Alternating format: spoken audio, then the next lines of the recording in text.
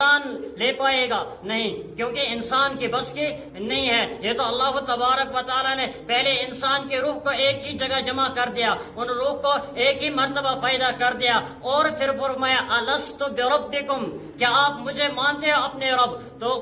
روحوں نے کہا کہ جو انسان کے جسم میں روح ہوتی ہے، یعنی انسان کی جان ہوتی ہے، انہوں نے کہا قالوا بلا، ہاں ہم آپ کو رب مانتے ہیں۔ اللہ نے کہا کہ جاؤ پھر دنیا کے اندر انسان یہ الست بربکم کے لیے محنت کرنے کے لیے، کسی نے 200 سال، کسی نے 100 سال، الست بربکم، کیا اس نے پہلے ہی تسلیم کر لیا ہاں میں آپ کو اپنا رب مانتا ہوں، لیکن یہاں آ کر رب کا کام ہی نہیں کرتا ہے، یہاں آ کر مسجد کو آباد ہی نہیں رکھ پاتا ہے، یہاں آ کر اپنی نمازوں کو اپنے ٹائم میں نہیں ادا کر سکتا ہے۔ انسان کہتا ہے کہ ہاں میں اپنی مرضی سے سب کچھ کرتا ہوں، لیکن افسوس ہے ایسے انسان پر جو اپنے کام کے وقت اللہ کو یاد نہ کرے۔